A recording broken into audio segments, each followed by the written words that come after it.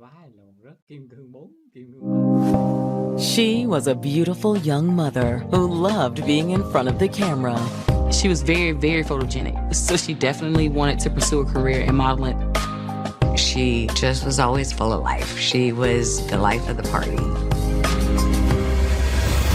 So when she suddenly goes missing, it's clear something's wrong. Everybody is on edge searching for her. We were on a mission, so we were doing our best. We had flashlights, we had glow sticks. And the investigation reveals a devastating discovery. It was hard. My heart broke literally in half because of it. She's dead, okay? He was crying and screaming. We still didn't have answers. We still needed answers. And when the answers come, they'll shock even the most seasoned investigators. She started carrying a gun for protection. I can't prove it, but just by seeing him and the way he was acting, something's not right. Something's not right. Brett, my family's glad you told me. You know what everybody said. I think this is a cautionary tale that trust is earned. Detectives know fear is a powerful motivator. I didn't know if this was a sign of the things to come, that he was gonna get away with this. Watch the company that you keep.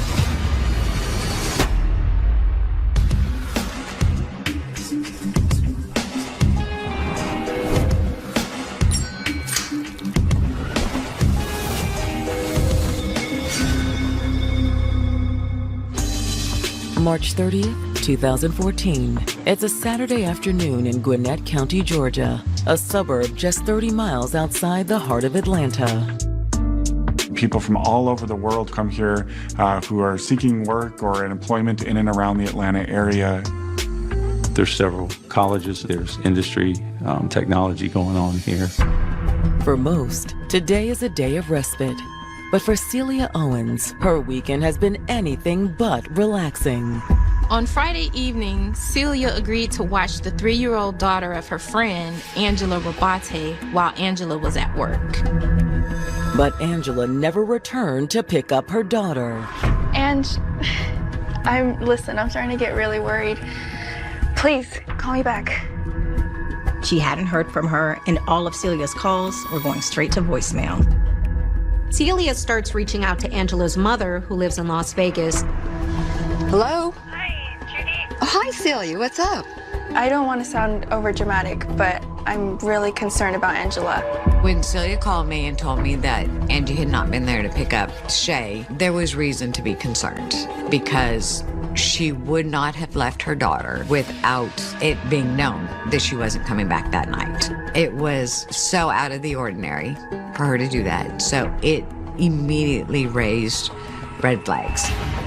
I need you to go to the police, okay? I'm gonna get the next flight out, and I'll call you as soon as I land, all right? Something was really wrong. Like something was wrong. Known for her beauty and spirited personality, 26-year-old Angela Rabate had the charm and fire to take the world head on. Angie just was always full of life. She was smiles galore, active, energetic, fun-loving, just wanted to be the life of the party. Angela was a ball of everything. Like, she was funny. Like, that's what kind of gravitated me towards her. She was always joking, just a fun person to be around. Angela's good looks and magnetic personality landed her several modeling gigs throughout her 20s. People gravitated towards Angela. So, like, she did a couple of modeling gigs. She did a lot of print model for magazines. She was very, very photogenic, you know? So, yeah, she definitely wanted to pursue a career in modeling. She hoped a career in modeling would allow her to travel the world.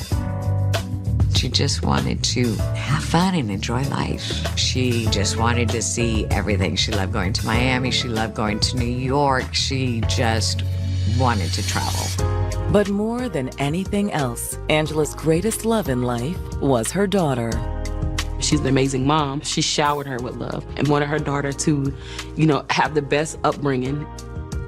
She wanted the world for her daughter. Everything was about baby Shay. However, as much as Angela hoped for a traditional family unit, her relationship with Shay's father wasn't working out. When I met Angie, she was with her daughter's father, Brian Dunn, and they were kind of like in a rocky spot. I think he didn't like her line of work. Eventually, they decided to part ways, but they remained in close contact for the sake of their daughter.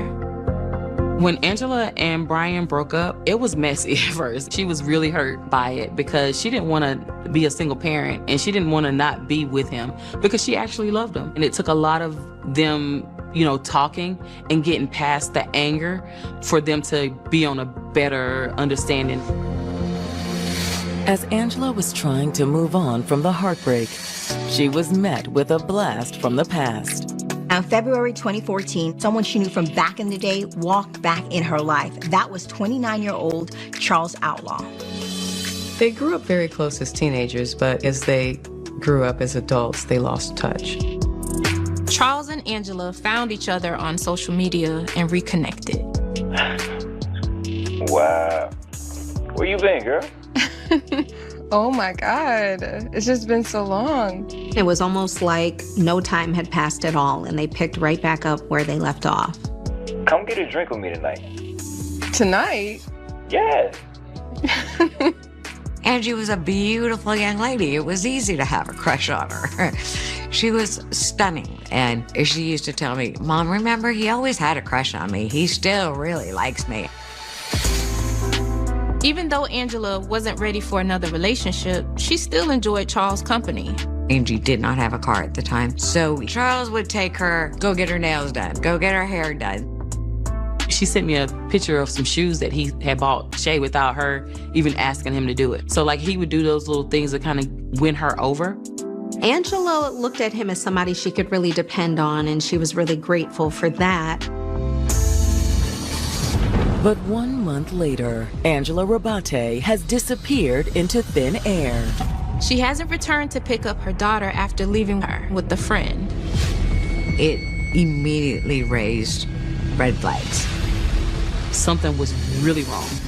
As Angela's mother catches the next flight from Las Vegas, Angela's friend Celia heads to the Gwinnett County Police Department to report her missing. So when's the last time you heard from her? Not since Friday night when she dropped off her daughter. It was around 11 p.m. Where was she going? She was working an event. Celia doesn't have many details, but she does know the venue was a ritzy home in Smyrna, about 10 miles outside of Atlanta. Celia says Angela was working the party as an exotic dancer. Angela had recently picked up dancing as a way to provide for her daughter. She would make hundreds, in fact, thousands in one night. She performed under the stage name Climax and made a name for herself. Any job where you're working at night in the city in the entertainment industry can be extremely dangerous. She was getting so much attention because of her beauty and her skill set that she started carrying a gun for protection. Being a dancer in Atlanta, you're constantly coming into contact with people who are out and about for nefarious reasons. Did her profession put her in danger that night? 14. 26-year-old Angela Rabate was reconnecting with old friends after weathering a difficult breakup with the father of her daughter. Angela began spending a lot of time with an old friend from high school named Charles Outlaw. They started hanging, not tight, but he still was trying to kind of get into the mix. He liked her. Angela had also picked up a lucrative career as a dancer to help provide for her daughter. She was working as an exotic dancer, and she was damn good at it. She would dance at high-end events around Atlanta. One night could net her thousands of dollars. But now Angela has mysteriously disappeared after going to work at one of those high-end events. Detectives start to wonder if maybe one of her adoring fans could have gone too far and maybe assaulted Angela or kidnapped her even. She always has her handgun on her when she's working. She knows how sketchy some guys are out there. Do you know any of the other girls she works with? I know Coco. I can give you her number. That would be helpful. Here. Just write it down there for us. After wrapping up their interview with Celia, investigators get in touch with Angela's co-worker, Coco Shaw. I spoke with Coco Shaw over the phone, who told me that she had been at the party with Angela that night. So it kind of just go over for me what all happened that night that you know of. Like from the beginning, or? Yeah, please. Okay, well, we were booked for a party Friday. We went there when we started the party and everything. It pretty much went good. Coco says by the end of the night, Angela was starting to lose steam. The group continued to party, but Coco tells detectives that Angela had a few drinks and needed to lay down. Hey, hon. You doing all right? Yeah. Yeah, I'm just exhausted. It's been a long night. I asked her if she needed a ride home, but she said she lived in Gwinnett, and she said that some guy was coming from Gwinnett to come get her. Coco Shaw told me that Angela was in a good mood, that she was laughing, that she was talking to the person on the phone and giving him directions. Around 5:30 a.m., Angela's ride arrived. You see her. I'm headed out. All right, girl. Hey, don't forget this. Of course not. Coco tells investigators that when Angela left that night, she had a lot of cash on her, roughly about $2,000. And she also had a money counter. That money counter, she took it with her everywhere because she, in her line of work, she wanted to make sure she had her money. She was acting normal. She was like happy. She was just ready to go home. She was tired. See ya. Bye. If anyone knows where Angela is, investigators are betting it's her mystery driver. But who is he? Angela's friend says his name is Charles Outlaw.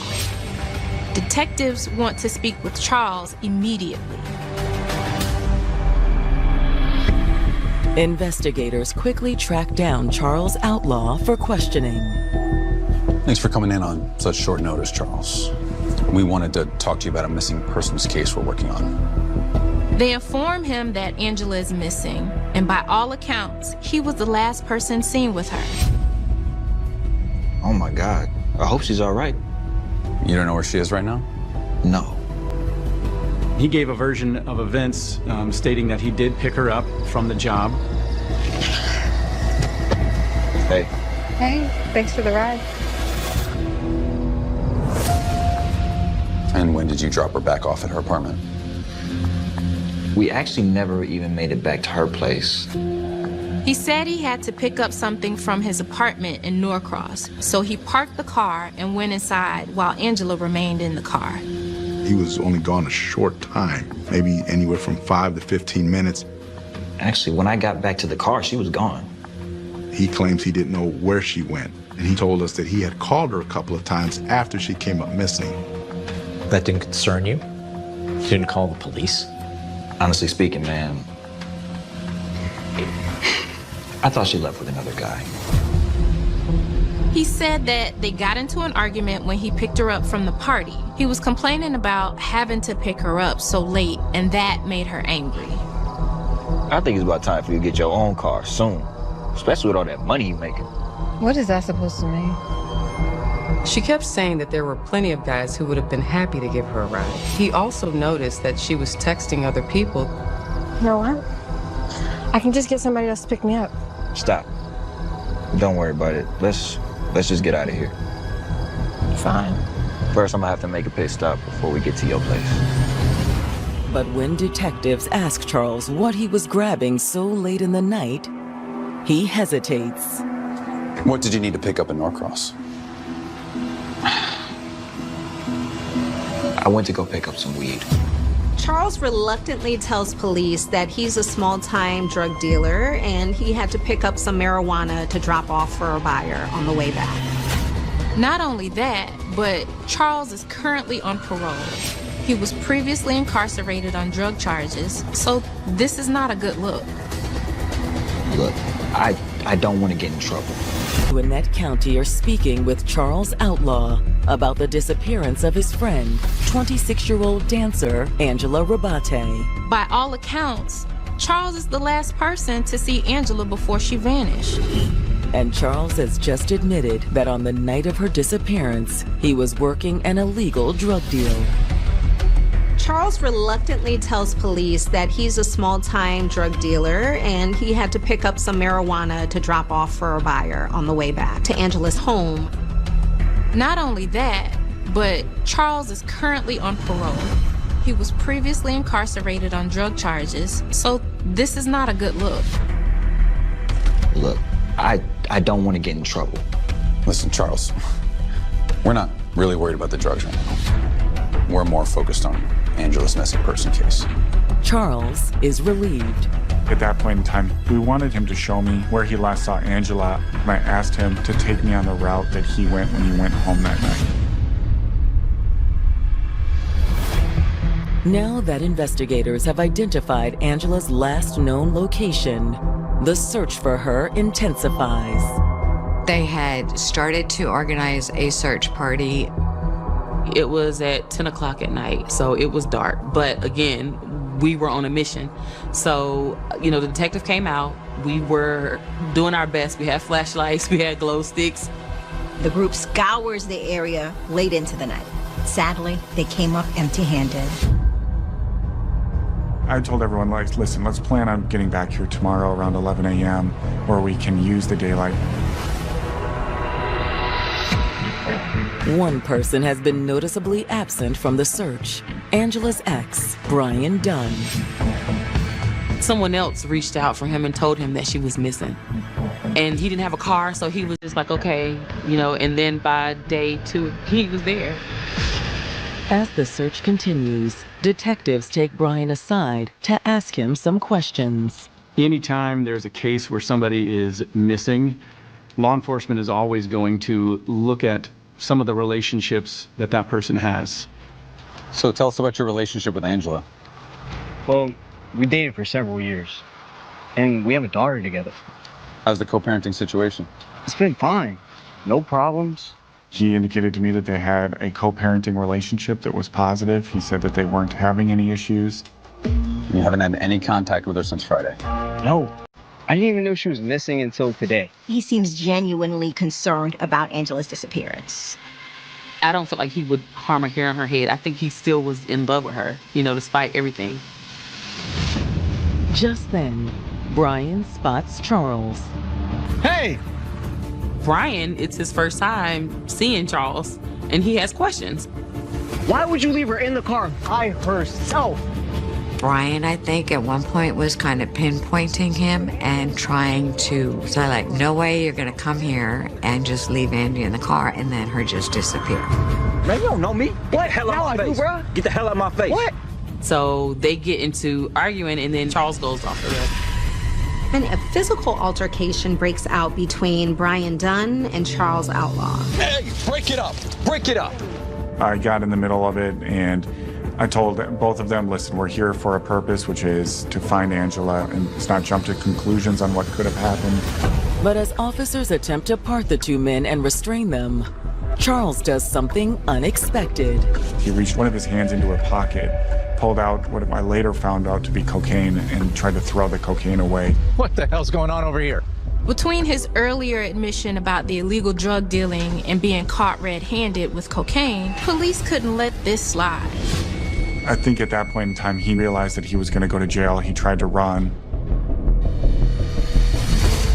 But quick on their feet, officers soon get Charles back under control. Everyone in the search party started to think that I was arresting Charles for Angela's disappearance, and that obviously was not the case. It was for a probation violation. At this point, they don't have any hard evidence that Charles has lied to police or that he had any involvement in Angela's disappearance. When I searched Charles's home, there wasn't any evidence inside the home that led us to where Angela was. For all they know, she could be somewhere out there alive and well. But as several more days pass without any sign of Angela, concern continues to mount. Now, if she was still safe and alive, why wouldn't she have turned up by now? Detectives are becoming increasingly suspicious that something terrible might have happened to Angela. And on April 3rd, 6 days after Angela was last seen, the call comes into Gwinnett PD that everyone's been dreading. Flynn? They found a body. All right, we'll be right there.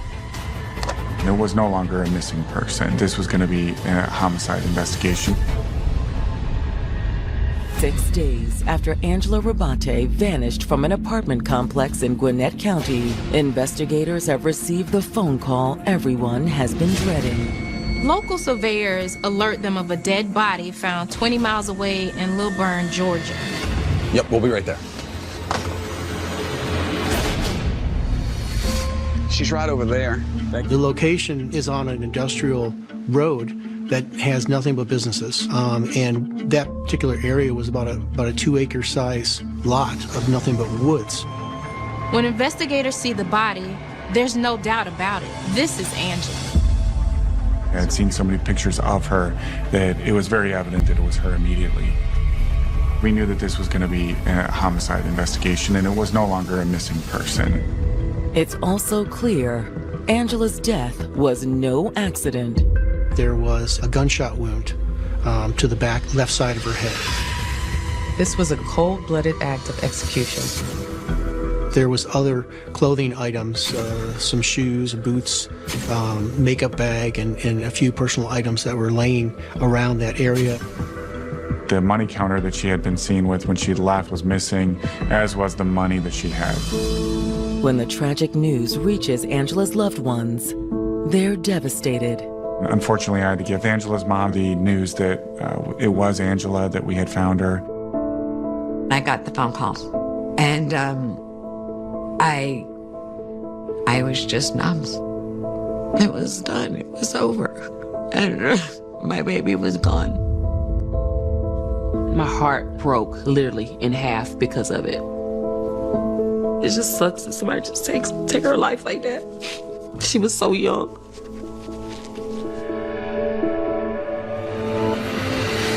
As Angela's loved ones continue to grieve, detectives kick the investigation into high gear. Now that their missing persons investigation has become a homicide, detectives are more determined than ever to figure out exactly what happened to Angela Rabate. Sergeant Flynn, he was amazing. Like, he was amazing. Like the empathy that he had towards the situation, the case, it was like, okay, we're gonna get to the bottom of it. It felt like he took it personal.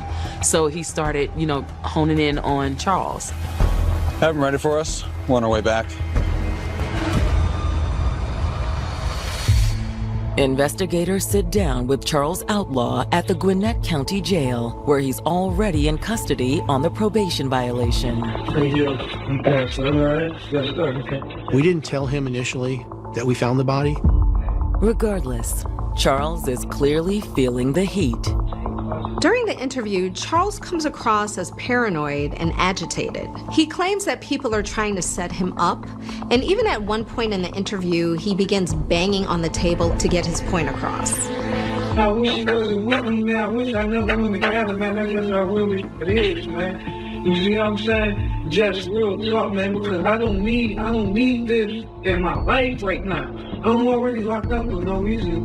Hoping to get Charles to spill what he knows, detectives finally break the tragic news of Angela's death. The game's changed a little bit here, okay? So we found Angela today. She's dead, okay? When we told him that we found the body of Angela, Charles Outlaw threw a fit. Are you all right down there? Or you want to sit in the chair? You need to take a minute, you just take a minute. It's a shocking display of emotion, but it strikes the investigators as disingenuous. He was crying and screaming, and it was all an act. It was overkill. After letting Charles's explosion die down, investigators continue the interrogation. This is your opportunity to say, you're the last person to be seen. This is your opportunity to clear your name. You understand what I'm saying? I believe I'm just going to exercise my right. You know what I mean? To have an attorney to kind of guide me. You see what I'm saying? Charles asked for a lawyer and refused to answer any more questions. That shut the conversation down. But investigators have no doubt in their minds they have the right guy in custody. Now more convinced than ever that Charles is Angela's killer, investigators start digging for more evidence to prove it.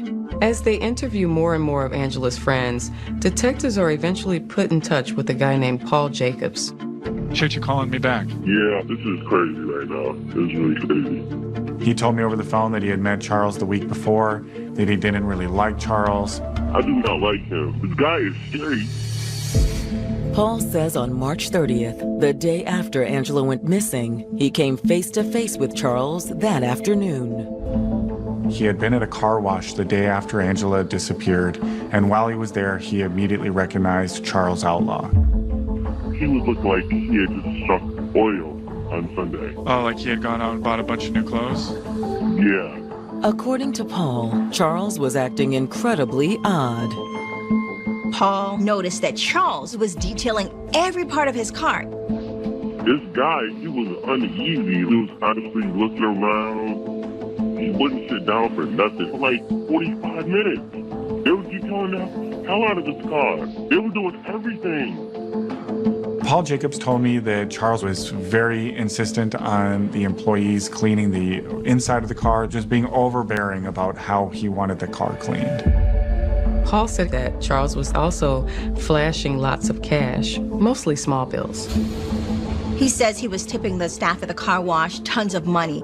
This dude took these kids like crazy. It was just something that was so strange, and this dude was in there spending way too much money just by seeing them and the way he was acting. Something's not right. Charles was the last person to be seen with Angela. Now, the following day after she was missing, he was cleaning the car, wearing brand new clothing. They also have to wonder if the cash she was throwing around could have been Angela's tips from the party on Friday night. Those were all, red flags for us. Okay, there's something going on here. All right, thank you. All right. All right, bye-bye. And when investigators file a warrant to search Charles's vehicle, they uncover another unsettling piece of information. Mr. Outlaw's car. It was a rent-a-car. Who in their right mind cleans a rental car very well prior to turning it in, knowing the rental car company is going to clean it also in detail? So that's a very suspicious act to go along with everything else. They immediately confiscate the car and have it analyzed by their forensics team. This was the same car that we knew that he had driven Angela in the night that she went missing. We were able to find the gunshot residue on the roof of the car that indicated that a gunshot had gone off inside the car. Although Charles tried to clean the car out and detail it and get rid of any evidence that was in there, he forgot to clean the roof of the car. It's damning evidence, but investigators are about to get an even bigger slam dunk. This is Detective Ross. They received word that Charles's roommate wants to speak with them. Charles had actually confessed to him that he had killed Angela. Have zeroed in on Charles Outlaw as the prime suspect in Angela Rabate's murder. The evidence against him is just piling up at this point. Not only was he the last person to be with Angela before she disappeared, but he was also seen getting his car detailed the day after she went missing. And police found gun residue on the roof of that same vehicle. But investigators are about to get another slam dunk. This is Detective Ross. They received word that Charles's roommate wants to speak with them. You kidding me? Charles had actually confessed to him that he had killed Angela. When detectives sit down with Charles's roommate, Willie Daniels, he doesn't hold back. So it's real serious. Willie tells the police that on the night Angela went missing, Charles Outlaw woke him up in the early morning hours to make a confession. Hey, wake up. He looked kind of pained, It looked like there's something like wrong or something like seriously wrong. Something ain't right at all. What's going on? Charles Outlaw told him that he'd had a struggle with Angela, that she had a gun.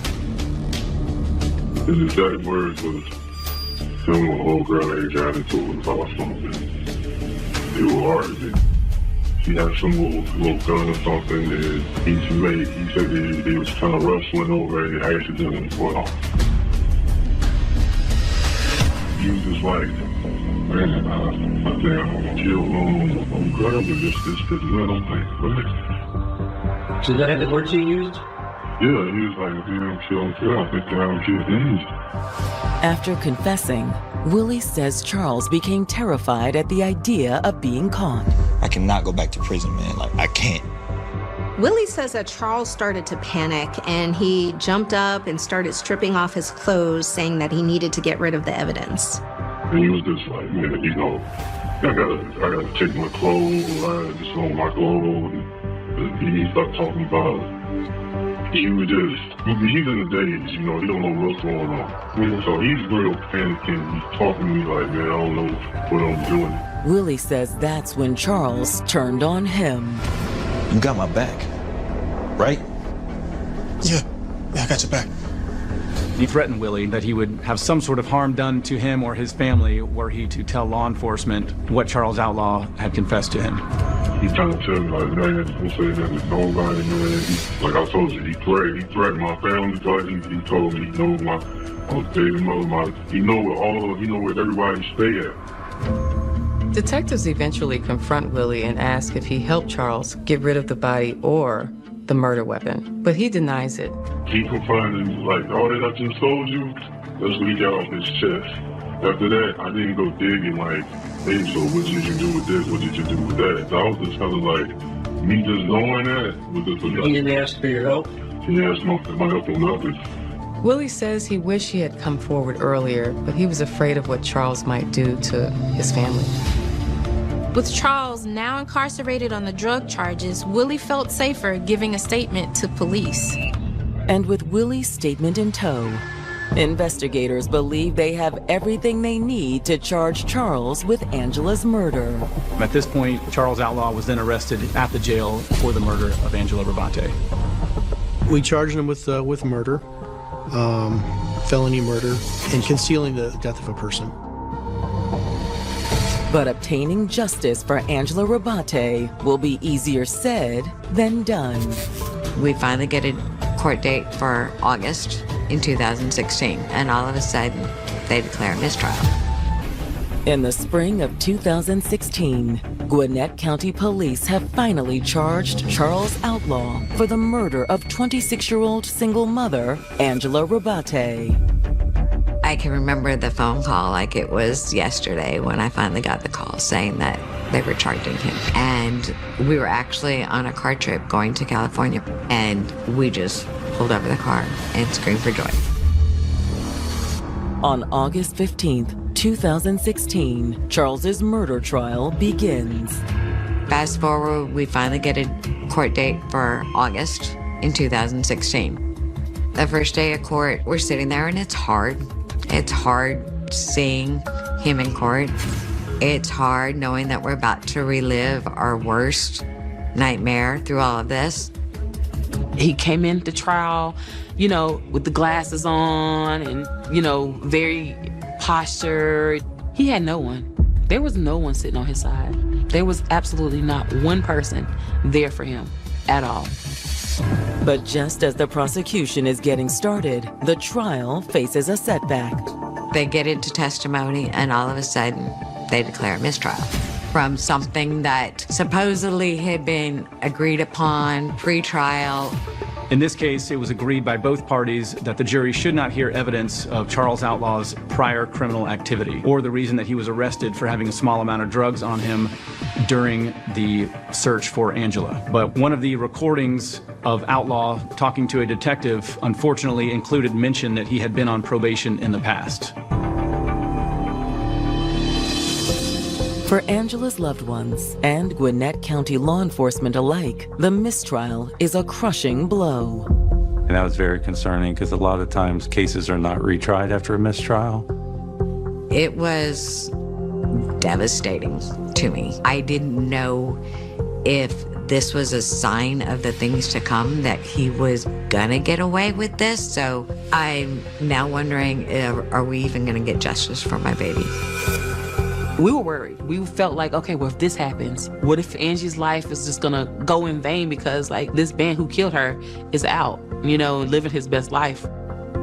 Matt Acuff was an Angel, the DA, because he was like, Judy, we will do whatever we can to get this back on the calendar during this next week. And Matt makes good on his promise. Fortunately, we were able to tee it right back up for trial. They did it. They pulled it off. They got a new jury impaneled and went ahead and proceeded with the trial. We started all over the next week. The defense described the prosecution's case as a spaghetti prosecution. He claimed that we were just throwing things against the wall to see what would stick. I explained to a jury that this is like when a 2-year-old eats spaghetti and everything sticks to the wall. It all pointed towards Charles Outlaw. The state accepts that the first part of Charles' story is true, that he and Angela really did get into a fight on the drive back to Gwinnett County. Charles's own admission is that they got into an argument because he had to drive all the way across the city to get her. But prosecutors believe there was more to the argument than that. Charles wanted to be romantically involved with Angela, but she didn't want to have anything to do with him. After everything that I've done for you, this is how you gonna do me? I don't owe you anything, Charles. She was smart. She was resourceful. So if Charles was offering her rides to and from this and that, she would do it. But that didn't mean she was gonna be his girlfriend or anything like that. And he believed she was using him for rides and other things without being willing to grow their relationship. I'll just get somebody else to give me rides from now on. When she said there were other guys waiting in line, he snapped. You playing with me this whole time, setting me up. That's not the case, Charles. Proof.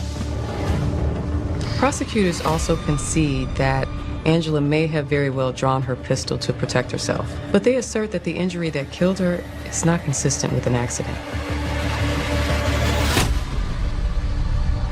There was just no way that this could have been an accident, not with a press contact type wound on the back of the head.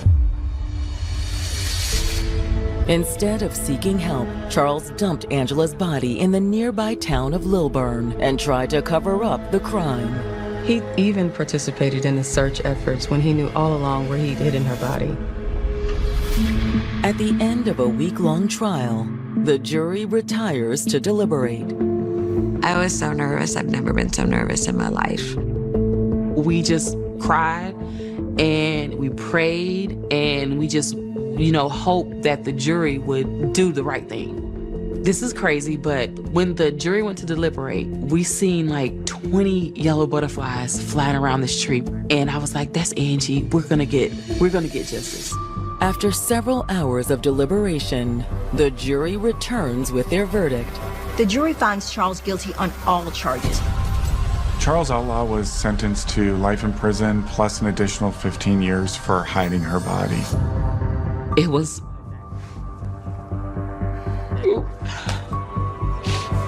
what we needed. It was what we needed. We got our justice. I was thankful that we were able to give Angie the justice that she deserved, and for him to be given life without the possibility of parole. Plus 15 years. That was like icing on the cake. Yet even with the case finally closed, the pain of losing Angela still lingers on for her loved ones. Angie was on the verge of getting what she wanted in life, of going for her goals and actually accomplishing them. That she was so close. I feel like it was a fatal attraction. Charles was infatuated with Angie. When he realized that those feelings weren't reciprocated, he didn't feel valued as a man, and this is what caused him to do that. As human beings, I think we are inclined to trust people and put our trust into those people that we feel comfortable with. But Charles was not someone that Angela could trust. So I think this is a cautionary tale that trust is earned. The takeaway from this is watch the company that you keep. The world lost a beautiful light, someone that would lift you up. She did for me. She was my rock. She was my comfort. And she was the sunshine and the brightness that I don't see anymore. I want people to know that she was a great mother. She wasn't what her job defined her as. She was doing this for her daughter so she could provide for her child. Angela was amazing. life starts off carefree and joyful. Her family describes her as being a very loving, happy child. But that all changes when, at a young age, she endures a horrific encounter. She was raped by someone very close to her family. Alicia kept this a secret. She didn't tell anyone. It had turned her from an easygoing child to someone who was very angry inside. And she began to not be able to trust people. When we look at victims of sexual abuse, especially when they're young, it leaves all sorts of not just physical scars, but emotional, psychological scars, especially if they're not able to get the psychotherapy to help them work through a lot of that trauma.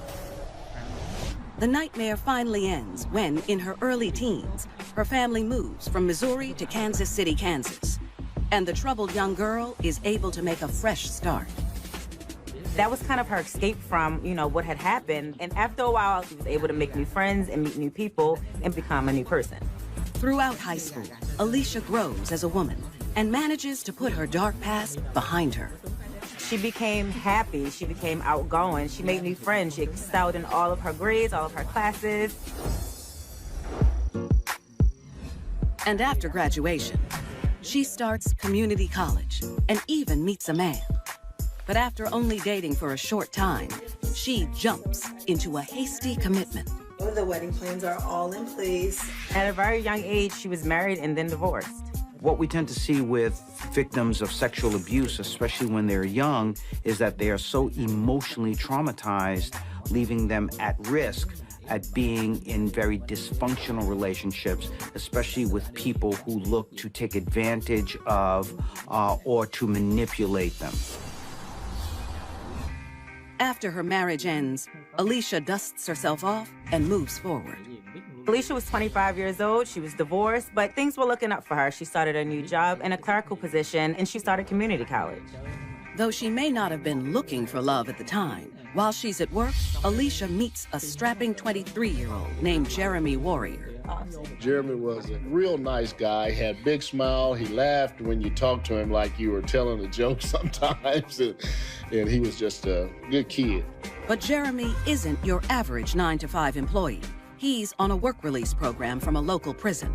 The work release program is for criminals that don't have a violent record. They let them go out, work.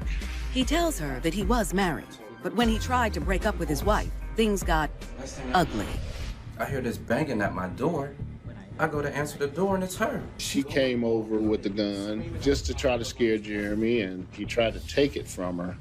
And when he did, it went off and shot her in the foot, and that's why he got sent in. Sympathetic to Jeremy's situation, the two bond over their relationship dramas. So not only was Alicia very happy with his honesty, they both were going through huge breakups. So they could be two divorced people together. Most people shy away from a person who's been in jail, but in many ways, Alicia was open to Jeremy and was willing to accept that he wasn't the perfect person and that he had a prison record. There was something exciting, titillating about that. Every day, Jeremy and Alicia would see each other in the office. They would strike up conversation, and before long, conversations in the office turned into more than just friends. A few months into their knowing each other, Alicia is thrilled when Jeremy finally earns parole. It's not long before they officially become a couple. Now, she can be with him physically and outside of work. Within a month after he got his apartment, that's when I went over and I met Alicia.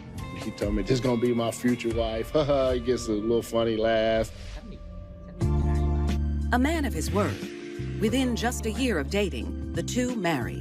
The wedding was great. I mean, the whole family was there, and Jeremy really loved the girl. Alicia loved Jeremy, and it seemed like they were going to live happily ever after.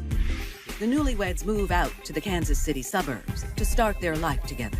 And Jeremy finds a job nearby, driving trucks for a concrete company.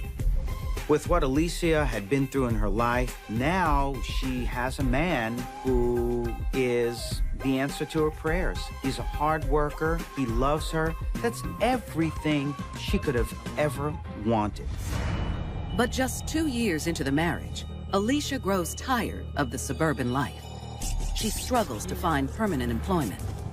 And with Jeremy at his job all day and no friends in the area, she's left alone with no one to see and nothing to do. When Alicia first met Jeremy, she liked the thrill of him having this bad boy vibe. But now, you know, he had a job and he worked all day and he was just a normal guy and it was driving her crazy. But her boring life is about to get all too exciting. When she lands a job, she still craves excitement in her life and finds what she's looking for in 35-year-old Darrell Rogers. Darrell was a friend of a coworker of Alicia's, and they met just out one night at a gathering. While Alicia is irritated by her humdrum husband, she's intrigued by the older man's swagger. Darrell is somebody I would describe as a hustler. You know, he was always out looking to make some money. He was on federal probation for a firearms charge at the time. Darrell was everything Alicia ever wanted. He had a lot of swag. He was also an ex-con. And she needed that throwback, and he was exactly it. At first, Alicia and Darrell sneak around while Jeremy is working. But they can't seem to get enough of each other.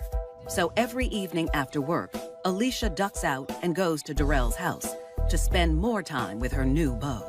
She wasn't telling Jeremy where she was or what she was doing, and that was causing some conflict. Over the next several weeks, Jeremy gets more and more suspicious. He confides in close family that he suspects she might be having an affair. And he is fed up. Go have a guy's night. He said, Alicia's been going and staying out all night and not coming home. He says, I kind of let it go for a while, but I think I'm about ready to get a divorce. But he's not the only one who is tired of the marriage. Every argument they have just pushes her closer to her secret lover. Darrell and Alicia fell in love almost instantly. And she did want to leave Jeremy, but she knew if she left, she wouldn't get the house, she wouldn't have any money. And Darrell, he didn't have a job. He couldn't take care of her. She was ready to move on from Jeremy, and she wanted him out of the way. Just when Alicia begins to give up hope of ever being able to start over with her new man, the solution to all their problems comes from an unexpected source: her job. Alicia was working at an insurance company, and I know Jeremy was interested in getting insurance because he wanted his family taken care of. Alicia learns that both she and her husband are eligible to take out sizable policies. The insurance was in case anything physically happened to Jeremy, either on the job or if he did die, Alicia would get $400,000. Alicia tells Darrell about her discovery and jokingly says that if they just get rid of Jeremy, they'd have tons of cash. But Darrell isn't laughing. He thinks it's the perfect plan. Darrell didn't take it as a joke. He wanted the money, he wanted Jeremy gone. The couple starts scheming. Step 1, get Jeremy to sign the life insurance policy. A task that turns out to be a snap. Most people have life insurance for their spouse, their children, so I'm sure Jeremy did it with ease, thinking nothing of it.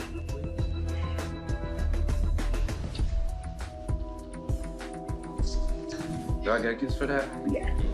I think. I do. Yeah. All right. Guess who has some good news? With the policy in place, they plot out the murder. They decide to stage an elaborate carjacking and shoot Jeremy in the process. And Alicia offers up one additional idea. So to make this story look believable, Alicia decided, hey, shoot me too, but only shoot me in the leg. Nothing life-threatening, just something that it will seem like I can't be in on this. This is really happening. The more she got involved with Darrell, the deeper they fell in love, the more she drifted to the dark side, and the idea of her husband disappearing was now starting to become much more tangible. The conniving couple realize they'll need help to pull this off.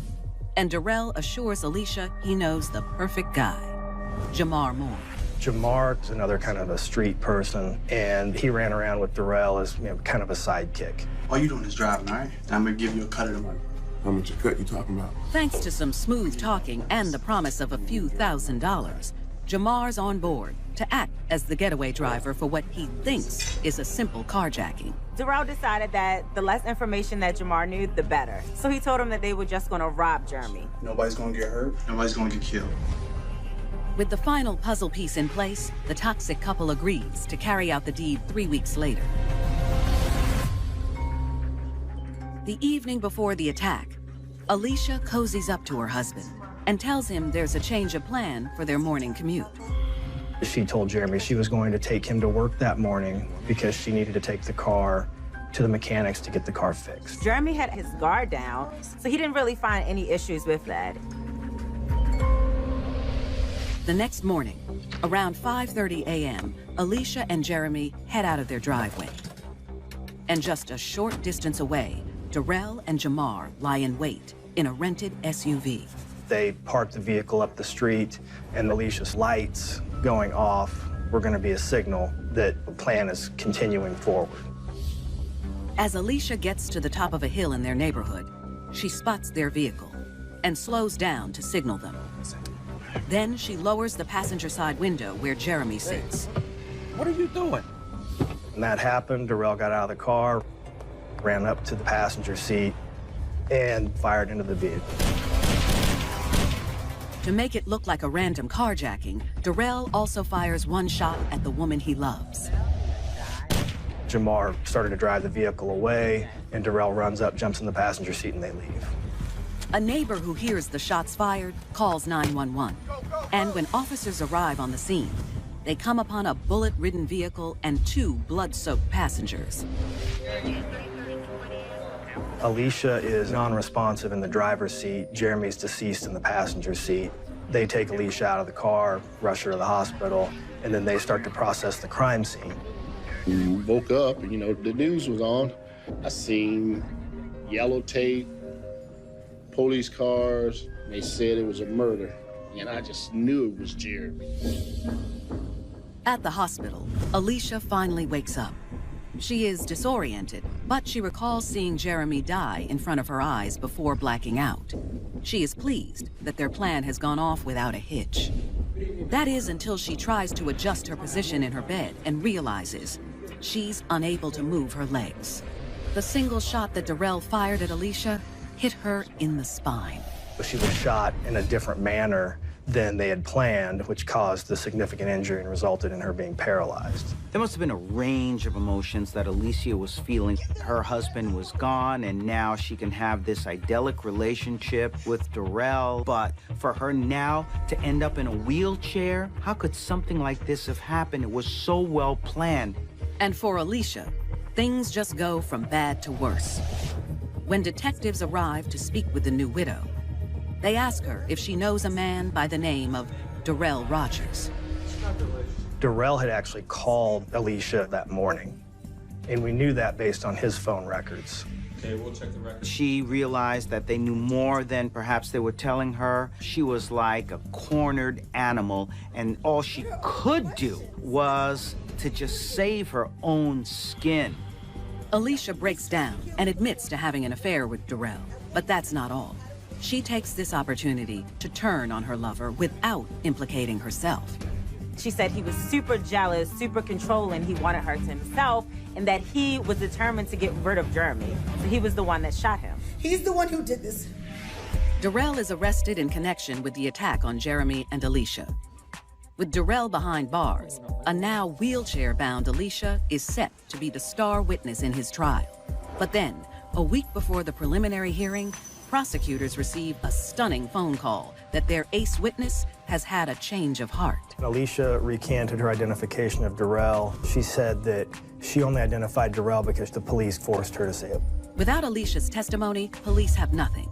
They have to cut Darrell loose. We didn't have really any other alternative but to dismiss the case because we had no other evidence at the time against him. Now a free man, Darrell moves in with Alicia and the couple starts their life together. He takes care of his now paralyzed love, and they relish in their achievement. As a result of Jeremy's death, the insurance companies paid out a little over $400,000, and immediately she started spending money. Alicia was quite brilliant in all of this. She knew she was never going to testify against Darrell, and she knew without her testimony, there would be no case. She played the police, she played the system, and now she had her man and her money.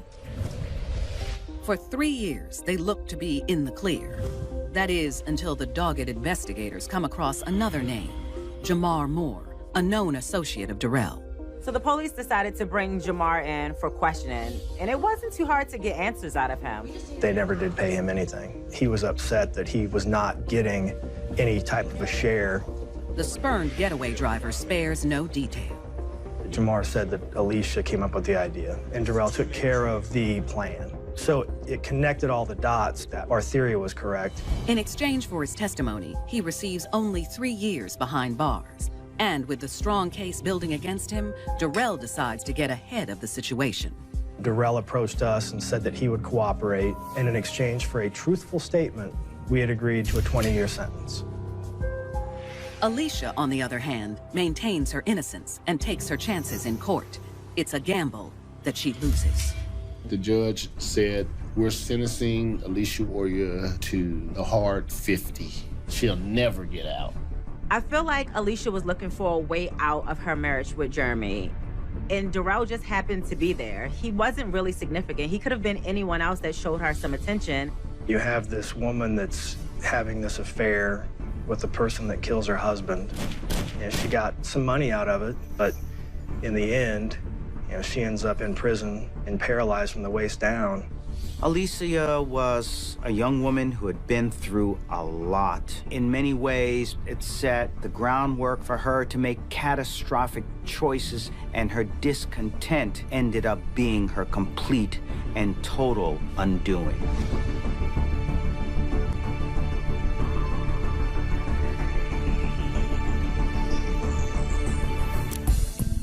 Alicia Warrior's plot to start fresh with a new man backfired, leaving her husband dead and her life in ruins. And in Michigan, when a single mother meets a good-looking ex-con, he turns her against her most loyal friend. Fun-loving, Dearborn native Patricia Jernigan has always been blessed to have the support of her parents. She was just always outgoing. She loved to tell jokes and be funny, Everybody loved Patricia. She came out of a good Christian home, had a good childhood, was a loving daughter.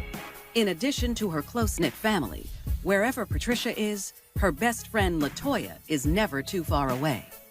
They grew up together. LaToya spent a lot of time in our home. You see one, you will see the other. And they loved each other. So when Patricia has a baby at 17, she has no shortage of help. It's not easy having a child at such a young age. So Trish relied on LaToya a lot to be there as her best friend. Patricia was so young, she didn't have a job, she wasn't finished with school. So we took care of the baby and did, everything necessary for him to provide and give him care. It's really tough being a very young single mother, but Patricia was fortunate. She had the support of her family and LaToya, and so in many ways, Patricia now was able to do those things that a lot of single young mothers are not able to accomplish. With support from those closest to her, the young mother is able to graduate high school and pursue her true passion, cooking. Patricia put herself through culinary school, had progressed as a normal adult would into their career, and had strong ambitions for her adulthood and for her son. A woman of strong faith. Whenever Sunday rolls around, she's ready to praise. And it's at church where she first lays eyes on an attractive older man, 31-year-old Terrell Smith.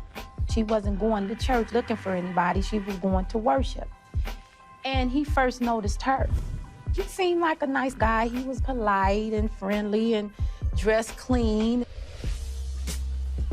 The young mother is intrigued by the charming new churchgoer, even when she sees a clear sign he's no angel.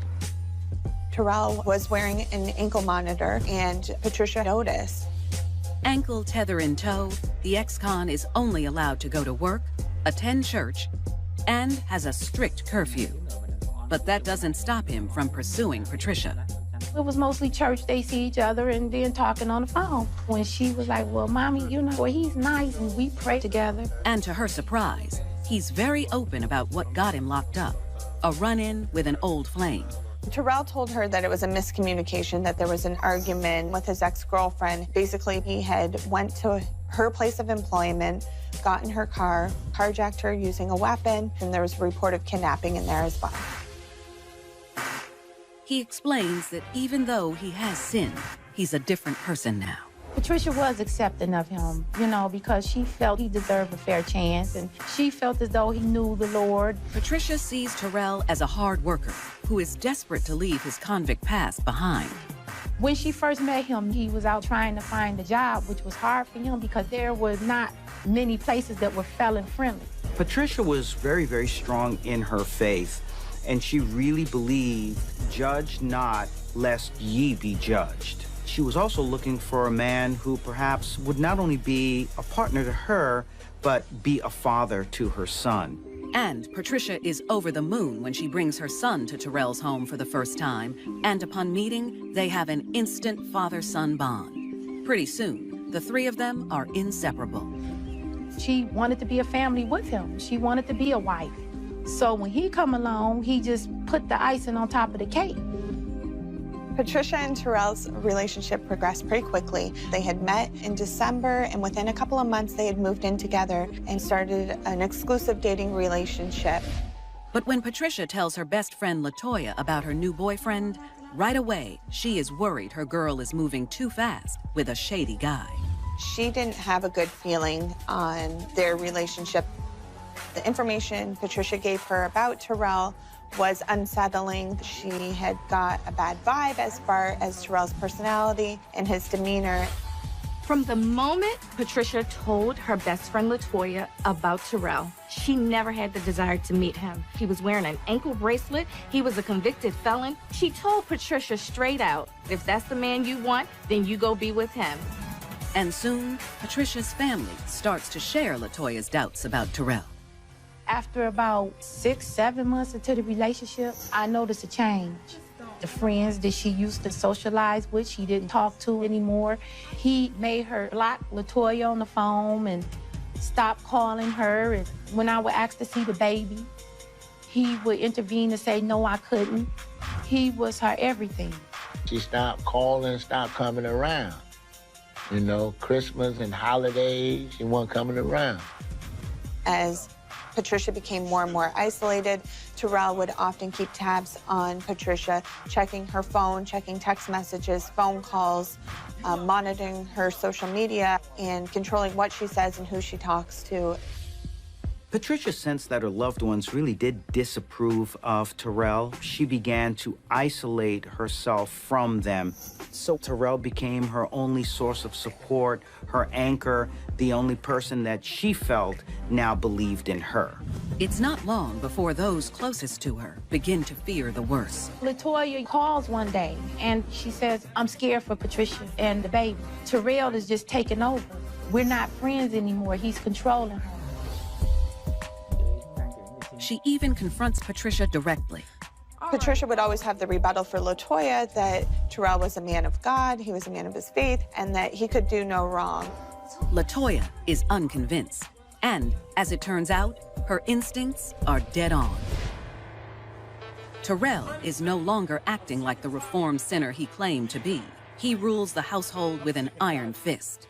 And his power even extends to the bedroom. After he had gained control over Patricia, he had brought up the idea for him and Patricia to participate in threesomes.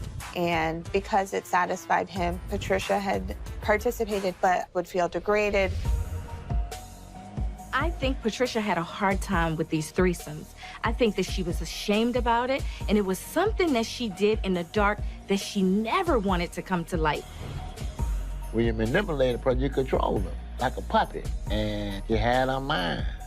She had fallen to some things she never would have dreamed of, and it just broke my heart because she turned into somebody I didn't even know. And after some time, the ex-con grows bored with their regular threesomes. He now has his eye on a bigger prize, his girl's best friend, LaToya. He's intrigued by their close relationship, even though he has never met her in person. Terrell's impression of Patricia and LaToya's relationship was not only that it was a strong friendship, but he also believed that there was a sexual relationship as well. And he suddenly became fixated on her. He went to her Facebook page, scrolled through her pictures, learned about her. And I think that Terrell made up this whole relationship between two best friends because he was delusional. Patricia finally puts her foot down She insists that LaToya is the one person that's off limits. She did not want her involved. She did not want that part of her life to be exposed. So she completely stood up to him and told him, no, not this time. And Terrell did not take that well at all. This infuriated Terrell to the point where he became obsessed with getting LaToya at any means possible. The determined boyfriend refuses to give up.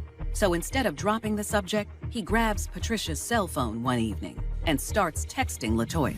Terrell would pretend to be Patricia and explain that she was sexually attracted to her, and LaToya would often respond with, "Goodbye, Terrell," knowing that it was him. LaToya knew that her friend would never speak that way. She knew the way she texted, and she wasn't having it. When LaToya later confronts her best friend about the texting, an embarrassed Patricia agrees that from now on they need to have a code when they text each other. So she went on and told her friend, you know what, this is what we're gonna do. From now on, you'll know when I'm texting you because I'm gonna lead off with a question. When I text you, if there's a question in front, it's me. If not, it's Terrell. Patricia was utterly and totally dominated by this man. And some single moms who don't have many options may feel that someone who perhaps has the answer, they have to go along with whatever that person may say in order to continue to get their affection. 23-year-old Patricia Jernigan is completely under the spell of her ex-con boyfriend, Terrell Smith. You're gonna send her a text, tell her meet you. And when he demands she help him kidnap her best friend, LaToya, so he can rape her, she reluctantly agrees to make her man's brutal dream a reality. Me, you, and LaToya, we're gonna do this, whether you like it or not. For Patricia to go along with this plot really speaks to the fact that she probably wasn't even herself anymore. She had been beaten down so much that she was willing to do something that was such an utterly and complete betrayal to the woman who had helped her most of her life. No, I can't. I'm not asking you. I'm telling you. Send a text. So Terrell's plan was to kidnap LaToya at gunpoint. And even though Patricia was going along with this, she did have one request. Patricia convinced Terrell that they could use a toy gun so that she wouldn't actually be shot in this whole scheme. He agrees, but he makes her come with him to a store to buy the fake weapon. Then, a few days later, the couple puts their vile plan into action. Patricia had reached out to LaToya via text message using their code words and had expressed that she had broken up with Terrell and that she was pregnant with his baby, which was a lie, and that she wanted to go out together. Since Terrell had entered the picture, they hadn't been close anymore. So Patricia had to wean her way back in, come up with all these different lies, and allow LaToya to feel sorry for her in order to get back into her good graces. LaToya agrees to meet her friend. They make a date to have dinner, and Patricia tells her that she'll head over shortly to pick her up. Patricia drove to LaToya's house and dropped Terrell off at the corner of LaToya's street. LaToya had come out of her home and had gotten into the front passenger side of Patricia's car. Patricia asked LaToya to look up directions to a restaurant on her phone. And while LaToya was looking down, Terrell shows up at the passenger side door with the toy gun that looked completely real and scared the hell out of LaToya. In the back. The frightened woman quickly realizes she's been betrayed by her friend. And Patricia was so ashamed, so embarrassed, she couldn't make eye contact with her. She looked forward and never even looked at her. In the back. I think it all hit her right then and there. Look what I have done. Afraid for her life, LaToya makes a run for it. LaToya exited the rear and proceeded to start running home screaming for help. Terrell chased her, pistol whipped her, and carried her back to the car. All the while, Patricia sits in the car, completely numb. Things were out of her control at that moment. She really didn't know what Terrell was gonna do. So she just sat quietly and prayed that she didn't get hurt. Terrell forced her into the trunk, snatched her phone out of her hand, and proceeded to speed off towards the freeway. Trapped, LaToya claws and cries for help. She was claustrophobic, she's screaming and hollering, and Patricia does what? She turns the music up just to tune LaToya out. She had to feel bad about what was going on, but at the same time, she was complying with the man she loved. When Patricia heard LaToya in the trunk screaming and yelling for her life, and that she felt that she could do absolutely nothing while this horrific episode was unfolding, and perhaps even though she wasn't the person that was locked in the trunk, psychologically, she was locked in the trunk of her mind. Not about to give up, LaToya searches for a way out. She realized that there was a glow-in-the-dark latch trunk release in the car. She pulled it and heard a loud pop. LaToya peeks through the opening and quickly realizes they're on the freeway, going more than 60 miles per hour, with cars on either side. LaToya decided to make the jump, regardless of the oncoming traffic. She knew that if she was going to die, she was going to die at her own hands and not at the hands of Terrell. So she made a split decision to jump out onto the road. Unbeknownst to the couple, a terrified LaToya uses every ounce of faith and strength that she has and leaps from the trunk. She launches onto the expressway, and she continued to roll down the center turn lane with oncoming traffic approaching her. Get away! LaToya rolls onto the shoulder of I-94, a bloodied mess. She lies there on the side of the freeway, motionless. They were stunned. They couldn't believe it. Terrell was so upset, he got off at the very next exit, circled back around to where LaToya made the jump, but she was already gone. Terrell is furious that his plan has gone off the rails, and he blames his girl for LaToya's escape. Unsure of their next move, Patricia throws the gun out of the window, and the couple proceeds home to figure out a plan. When Patricia discovered, along with Terrell, that LaToya had actually gotten out of that trunk, I have to believe that Patricia felt, oh good, my friend got away. No matter what the repercussions to me or to Terrell, she got away. She's alive, thank goodness. Before Terrell was able to circle back, LaToya had come to and ran alongside the highway ramp in an attempt to flag someone down. LaToya was able to get into this car of this person who saw her running up the ramp, where she was taken to a gas station where there happened to be 2 Detroit police officers. They didn't know if she was crazy, who she was, what was going on. She's frantic, she's bloody, but they immediately call an ambulance to assist her. She was treated, and miraculously, her injuries were minor in comparison to what they could have been. She escaped with bumps and bruises. It could have been so much worse for her. And at the hospital, she tells police about the nightmare she just survived. She was able to give the names of Patricia Jernigan and Terrell Smith, her best friend and her best friend's boyfriend. The next day, investigators tracked down the kidnappers. Patricia and Terrell went along with their lives just as if nothing had happened and that there would be no consequences at all. They felt everything was okay. Terrell was driving to pick up Patricia from her place of employment. From there, both Patricia and Terrell were apprehended in the parking lot. Police haul Patricia and her man in for questioning, but they are both tight-lipped. Terrell was very reluctant to talk. He attempted to control the interview. He didn't disclose a lot of information. However, Patricia was more forthcoming and told us that this whole plan was Terrell's idea and that she was forced to go along with it. You knew that it was a toy gun and she wasn't really going to get hurt, but it was just going to scare her. But you knew. Yeah, okay. When officers search Terrell's vehicle, they find LaToya's fingerprints on the inside trunk latch, further confirming LaToya's account of the incident. They also uncover surveillance video from the store, which shows them buying the toy gun.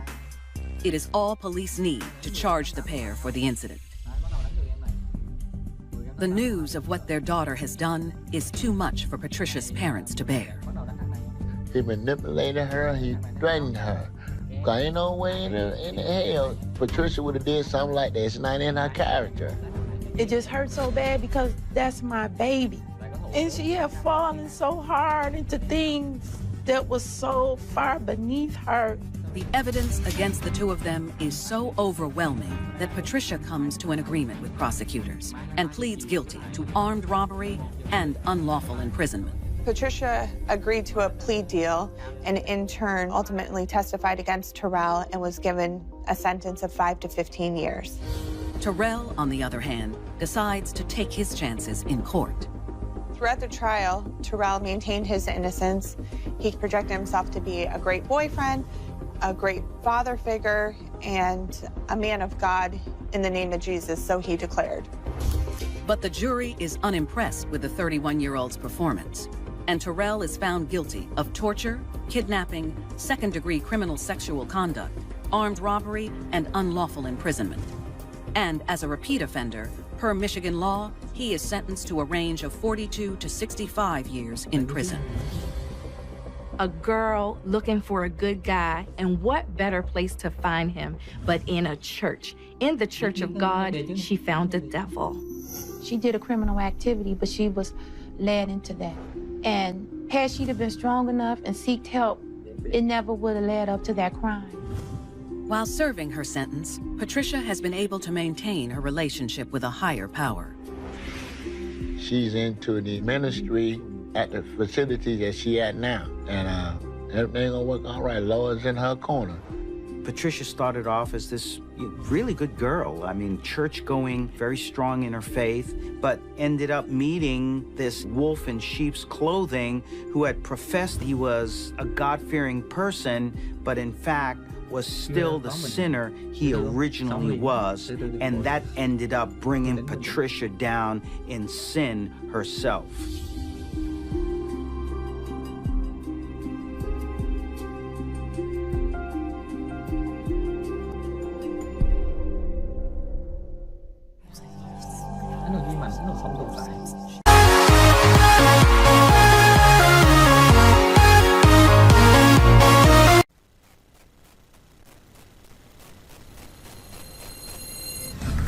In North Carolina, Dominique Atkinson has found the man of her dreams in a handsome Marine. Dominique never fell for a guy like she fell from Marquez. But when someone stands in the way of their love, they decide to eliminate the obstacle permanently. They wanted to be free, and they were willing to kill for it. It was crazy and shocking. He would tell her what to do, and she did it. And later, in California, Destiny Young has always battled with low self-esteem. Destiny was a little overweight, and I think she was afraid of being rejected. Which makes her the perfect target for a manipulative career criminal with a sadistic scheme. This set off a violent crime spree. The whole area was terrified who would be next. Her love for him blinded her to his evil. There are hundreds of thousands of women in prison at any given time in the U.S. These are the true stories of women who committed heinous crimes in the name of love. For my man. Hailing from Wilmington, North Carolina, Dominique Atkinson is a happy, outgoing child surrounded by affection. Her mom and dad, they was not together or anything, but they managed to live under the same roof with their daughter, and they made it work for her. Dominique was very lucky. She was raised in a home with a mother and father. She was very well-loved, well-cared for. And the young girl wants for nothing. They spoiled her rotten. She got everything and anything that she asked for. Nice clothes, nice shoes. There's always something new because her mom made sure she had whatever she wanted. Parents really mean well when they try to give their children material things, but the kids come to expect those material goods from everyone else. If not, then they're really not happy at all. By the time Dominique reaches her teens, her bubbly personality attracts lots of friends, especially of the opposite sex. Dominique had a lot of friends. She's a really, real loving person. And then, her whole life changes when at just 16 years old, she becomes a mother. She drops out of high school to care for her newborn baby full-time. But the spoiling continues. She wasn't working. She wasn't doing anything. Dominique's mom was taking care of her. Dominique's dad was taking care of her. But the outgoing teen mom can't stay away from the boys. I couldn't say that Dominique was real smart on choices that she made in life. Over the next 4 years, Dominique continues to live at home. And after a few failed relationships, she's left with 2 more children. And now, 20 years old, she finds herself pregnant yet again with her 4th child. But despite being pregnant and a busy single mom, Dominique's still young and vibrant, looking for that special someone. And she has a certain type in mind. Dominique was attracted to military men. Dominique grew up in an environment in North Carolina where she was surrounded by military bases. So I think that influenced a lot of Dominique's desire for having a relationship with a man in the military. But it's more than their uniform that attracts her. She wants security. She knew that the wife got military benefits and they had a very stable financial income, and so she was looking for that. I guess her mentality was, since my parents spoil me, then if I be with a man, then he has to do what my parents did for me. And it's not long before her prayers are answered. Now 5 months pregnant after another failed relationship, while Dominique is hanging out at her girlfriend's house, she meets someone who fits the bill. 23-year-old Lance Corporal Marquise Cheatham. He was a Marine. He was handsome, he was strong, he had an athletic body, and she was immediately attracted to him. He had a nice sense of humor. He was built. Yeah, but he was, how can I say it, arrogant? He made sure you know how tough he was. Originally from Montgomery, Alabama, he's been in the military for 4 years. I love it. I plan on being there for a long time, so. His recent post, a station at Camp Lejeune, just an hour away in Jacksonville, North Carolina. In the 4 years that he's been in the Marine Corps, he's even attained some service medals. So he's very proud of who he is and what he's become. The fact that he's in the service is music to her ears. She was excited by that because she loved military guys. And he liked her too. So they connected to each other right away. The two start hanging out regularly, although she's hesitant to tell him about her delicate condition. He didn't know that she was pregnant when they first met. She had a little pudge, but like she wasn't blown up all the way. But the chemistry between them is so powerful that within just a few weeks, they are attached at the hip. Dominique never fell for a guy like she fell for Marquise. It was different with him. They fell in love quick. I have to tell you something. Even when Dominique finally admits she's the mother of 3, with another on the way, the tough Marine says he doesn't mind. I love kids. In her eyes, he seems like the perfect man. There's only one problem. Marquise was married. He was married to a woman who lived in Montgomery, Alabama, his hometown. He tells Dominique that his wife, 20-year-old Ashley McCarthy, was his high school sweetheart, and they eloped less than 2 years before. While Marquise was in North Carolina, Ashley lived with her father in Montgomery, Alabama. But he assures her that it's already over between them. He said that they were getting a divorce. Like, pretty much everything was already getting finalized. I got the divorce papers are signed. He wanted to be with Dominique. He said that Ashley didn't matter. He didn't love her. And his new girlfriend believes him. From Dominique's eyes, they was divorced. He done said divorce, so hey, she was all game. Dominique was young and naive, and she really thought this guy was going to leave his wife. So she stuck on in there, hoping that's what would happen. Despite Marquise's marriage, the two young lovers continue to see one another. And when Dominique gives birth to a baby girl 3 months later, I love it. her boyfriend becomes the provider she's always hoped for. He gave her the world. He got an apartment. When she had her baby, he was taking care of the baby and everything. He spoiled Dominique, just like Dominique's family spoiled her. He lavished her with gifts. He took care of the kids. But back in Montgomery, Alabama, the Marine's real wife has no idea about a divorce or what her husband is up to. Ashley was not aware of Dominique and the fact that Marquise was actually seeing someone behind her back. The one thing she does know, however, is her AWOL Marine isn't sending her any funds to live off of. She's struggling, so she's calling him. She can't get him on the phone, and when she does get him on the phone, he's evasive. And Marquise ignores her. He really turns her off. He gives her the dead treatment, the silent treatment, and this infuriates her. So one day that spring, Ashley starts calling his commanders, knowing the military's strict honor code, and tells them that her husband isn't taking care of her. The commanders, of course, disciplined Marquise and told Marquise that he had to get it together.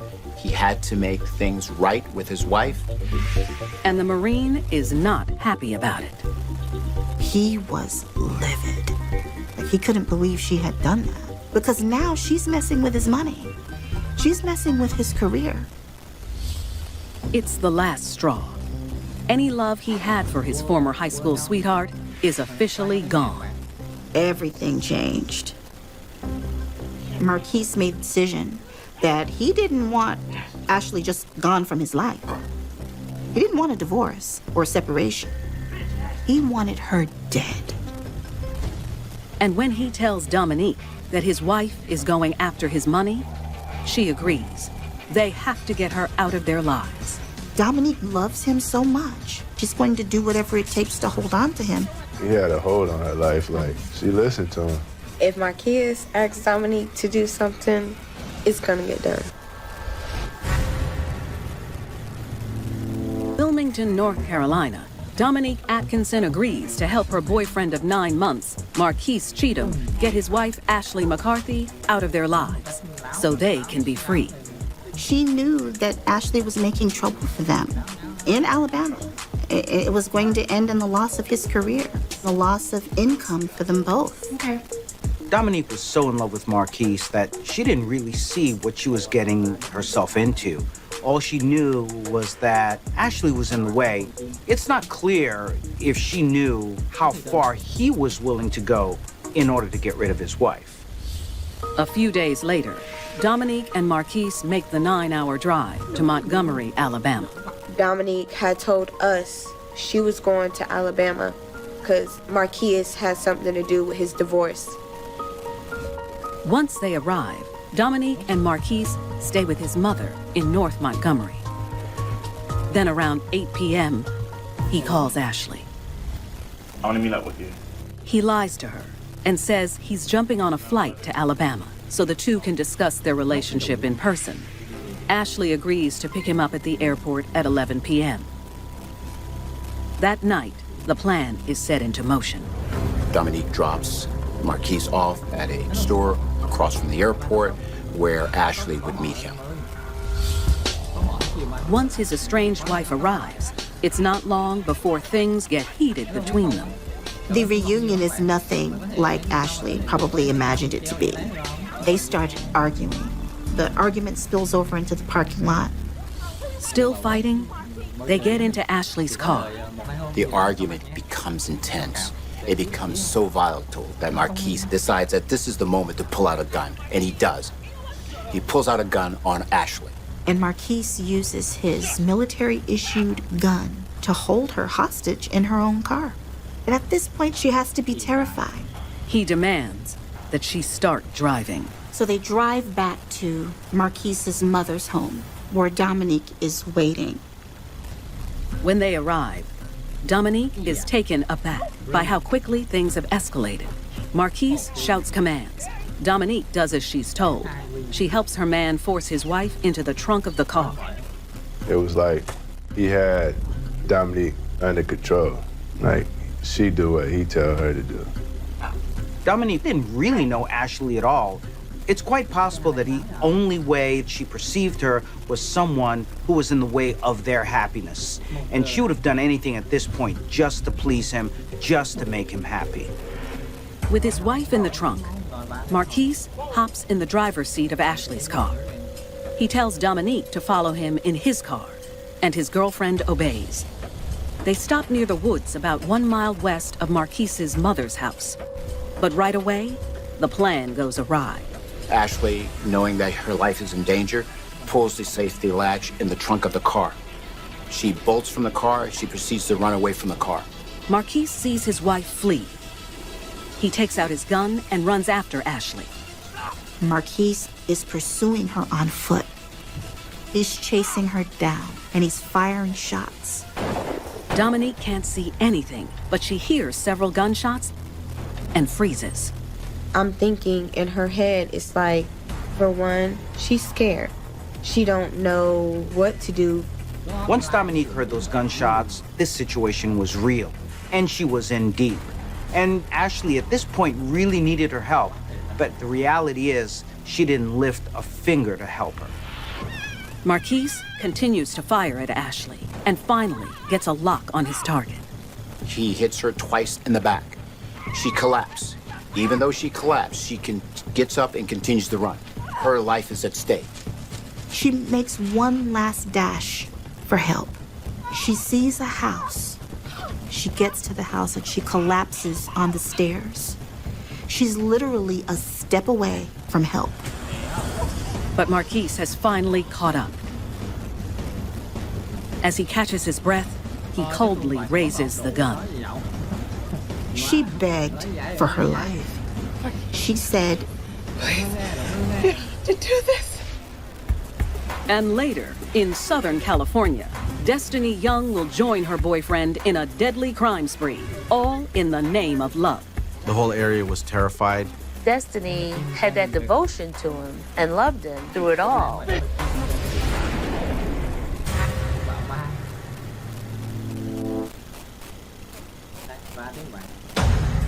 In Montgomery, Alabama, Dominique Atkinson's married boyfriend Marquise Cheatham has his wife Ashley McCarthy cornered after shooting her twice in the back. Please, you don't have to do this. And in an act so hateful, he fires. The single shot kills Ashley instantly. He knew Ashley since they were children. They were high school sweethearts. I mean, how he could see her begging for her life and be able to pull that trigger, I don't think can be explained. Marquise leaves her body there and runs back to where Dominique is waiting. It's done. Dominique knows he just killed his wife, and she's stunned. What happened? She had plenty of opportunity to alert the police. She had plenty of time to save Ashley's life, but she didn't. It's quite possible that Dominique didn't fully comprehend what was going on, that in fact she had helped someone take someone else's life. Because if she had known what was going on, she wouldn't be able to face the truth of what had happened. She probably didn't know what to do. She was probably overwhelmed with so many things going through her mind. Marquise has Dominique help him dump Ashley's car behind an abandoned building a few blocks away before they take off in his car. They head back to the house so that they can change clothes at his mother's house. They get cleaned up, they jump back in the vehicle, and they head back to North Carolina. He also gets rid of the weapon, Ashley's purse, her cell phone. They drive back to Wilmington and return to their lives as usual. Later that morning, a woman walking her children to school discovers Ashley's dead body.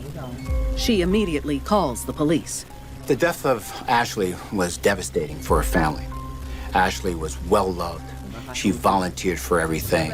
I mean, it was very traumatic. Heartbroken, her father tells police that the last time he spoke to her was just before she went to pick up her husband, Marquise, at the airport. Ashley's father tells police they were going to talk and work things out. So right away, police have a lead that they can go on. As the couple is resuming their daily lives, police connect the dots when cell phone records show that both Marquise and Dominique were in the area at the time Ashley was killed. 2 days later, they arrest the couple for murder. The first time I heard about the incident, I got a phone call from somebody. I was like, just dropped the phone. I couldn't believe it. I still don't even believe it. She is not capable of killing somebody.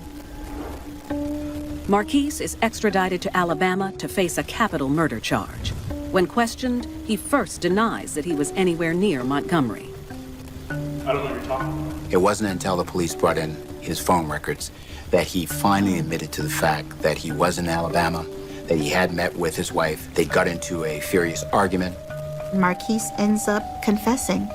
He tells them that they had an argument and that Ashley became angry and hit him. He told them that he pulled a weapon and shot at her. After that, he claims he doesn't remember anything. Everything was a blur. 4 days after he killed his wife, Marquise Cheatham is officially charged with capital murder during a robbery. He's immediately discharged from the Marines. Dominique also admits she was there and heard the gunshots, but says that she had no idea he was going to kill Ashley. Dominique didn't give any clue as to what happened, how it was planned, how she was involved. No, I didn't do anything. I don't know if she did that because she wanted to continue being loyal to him. I talked to her on a regular whenever she got incarcerated, and she was still worried about Marquise. It was crazy. She's sitting here telling me she still loves him. I'm like, why do you still love him? How can you still love him? Knowing he might get the death penalty, Marquise Cheatham pleads guilty to murder. Just a few months later, Dominique Atkinson follows suit. They both receive life sentences. She lost a lot. She lost her family. She lost her kids. She lost a lot of things in life. Everything is completely gone, like vanished away. Blinded by love, Dominique now wishes she could have helped Ashley that night. She was very remorseful. Dominique would have never found herself in this situation if it wasn't for Marquise. Never. Dominique sacrificed her entire life, and she missed out on seeing her children grow up, all because of her intense love for Marquise. She wanted Marquise, and even if it meant someone else paying the price for the two of them to be together, then she was going to do it.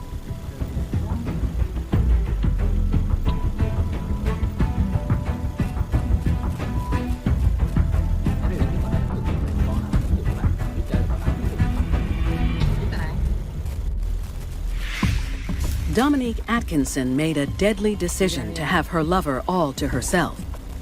In Southern California, Destiny Young's desire for love will make her vulnerable to a career criminal with a wicked agenda. Raised by her parents with two older brothers in the sunny San Fernando Valley, Destiny Young has always been an outgoing girl. She liked to make people laugh. She liked to be the clown. She was a teacher's pet all the time. She had a lot of friends. As a preteen, her fun and friendly nature propels her into the performing arts, and she discovers a true talent. She was a national championship cheerleader, and she wanted to be a dancer, and she could dance like no one's business. But by the time she reaches high school, everything changes for Destiny. She finds out she has a medical condition that causes weight gain. The once social little girl starts to become withdrawn and insecure. It was really hard on her body, hard on her mind. Destiny was leading a lonely life. Her self-esteem was very low, and she was depressed. The teenage years are already difficult enough as it is, but to have an issue with being overweight, it really puts them more at risk for self-loathing, for low self-esteem, even for some self-hate. After she graduates high school, Destiny takes a job at a daycare, but continues to live at home. She dates here and there, looking for that special someone, but no one ever seems to stick. When it came to young men in her life, she wasn't that sure of herself, so it took her a while to warm up to guys. Throughout her 20s, Destiny works hard, stays out of trouble, and does her best to grow as a person. Destiny's family supported her wholeheartedly, and they tried to build up her self-esteem. But it's just not enough. She was depressed because she couldn't seem to find a man. Then, at age 27, Destiny lands a new job at one of the movie studios, about 45 minutes south in downtown Los Angeles. She was employed as a security guard. She worked at Universal Studios, which is a very popular tourist attraction. So she had a good reputation. But just 2 years later, Destiny faces a series of devastating life events. We had had a pretty bad year. Her father had left, her grandmother had passed away. A lot of bad things happened in our family at one time, and the only thing that was stable in her life was her job. Destiny decides to move in with her godmother in South LA to be closer to the movie studio. But her new neighborhood is a far cry from the valley. Destiny moved down to the borders of the Crenshaw area, which is a little rougher part of town. And now that she's so far away from her family, she becomes even more lonely and depressed. Destiny started drinking very heavily, I guess to help ease her pain. She was sad, she was anxious. I think she was looking for love and someone to care about her. But soon, it will seem like her dreams have finally come true, until the love she finds takes her on a wild crime spree that will leave this lovelorn girl with blood on her hands. We knew that these people were dangerous. She was willing to do whatever he asked of her. He was a monster, and she just couldn't see it.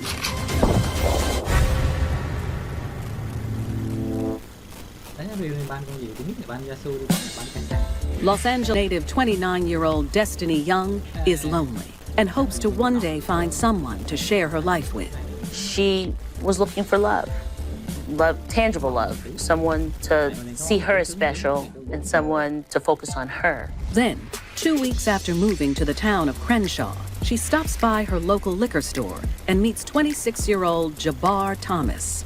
Jabbar was an average-looking guy. He could be like a charmer, a sweet talker, knew how to talk to the ladies and to get their attention. He had some swag to him. The way he carried himself was with a lot of confidence. As the two chat, Jabbar tells her he's lived in California since he was 5 years old and has a place with his brother down the street. He seems like a guy who has it all figured out. Jabbar was the type of person who would want to be the focus of attention. People see him rolling down the street, wearing the right sneakers, dressed the right way. Destiny gives him her number, but she has no idea that Jabbar is actually a career criminal with a dark past. Jabbar was a drug dealer, basically. He was known to sell narcotics to people around the area. A lot of arrests for narcotics, weapons possession. In fact, Jabbar is currently on parole, released from prison only 4 months earlier, after serving 2 years for being a felon in possession of a gun. Jabbar was a very dangerous man. He was an opportunistic criminal. The street hustler spends most nights slinging drugs with his friend, 33-year-old Richard Anderson. Richard was basically a drug user, multiple convictions for possession of cocaine, and he worked for Jabbar, would kind of bring customers to Jabbar to sell drugs to. And when business is slow, the two grab some extra cash, robbing stores that are open late. And they hit the shops using Jabbar's weapon of choice. Well, the shotgun that he had, for one thing, was sawed off. So it was a little bit easier to handle, but also it preserves the shell casing inside the shotgun. It doesn't eject. He kept it with him, and he only gave it out to Richard to commit the crimes. When Jabbar calls Destiny to come hang out, she jumps at the chance. The self-conscious young woman doesn't see him as a dangerous dealer. All she sees is an attractive man paying attention to her. Having a very low self-esteem really put Destiny in a position of thinking that really no one wanted her at all. So when Jabbar came along and was filling her up with compliments, she was in hook, line, and sinker. I think Destiny let her guard down, and when he came, he was like her knight in shining armor. The career criminal never talks about his past, but it's clear that he's no angel. Destiny didn't necessarily know about his record, but I would imagine having spent just a little bit of time with him, she would have found out that he was the type that was into committing crimes. But she doesn't care.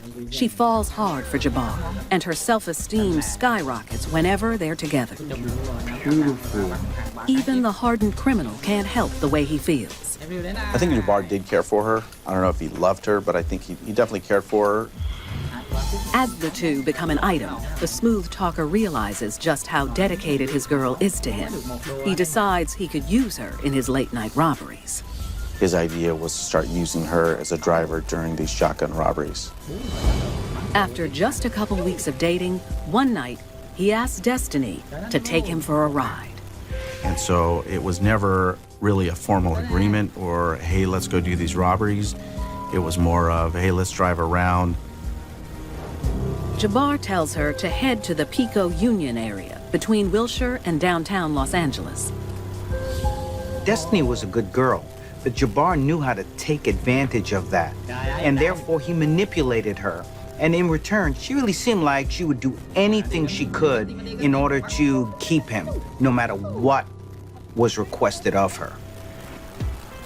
The two drive around with Destiny behind the wheel until Jabbar notices a man walking alone in a residential area at about 3:45 a.m. Jabbar told Destiny to follow that man and then pull over on the curb. He decided that's the perfect opportunity. It was a darker neighborhood, it was the middle of the night, and the male was by himself. She does what he says and pulls over. Her man jumps out. Jabbar approached him. He didn't have a mask. He just carried his shotgun with him. He points the gun at him and demands his wallet, but the man refuses to give it up. Where the money at? I need this money for my kid. He took his wallet and threw it over a fence, which prevented Jabbar from getting his wallet. Jabbar is furious. Back at the car, Destiny anxiously tries to watch her boyfriend in the rearview mirror, but can't quite see what's happening in the darkness. She was also sort of acting as a lookout, so she was paying attention to the front and the sides as well. Suddenly, there's a loud bang. Destiny heard a shotgun blast.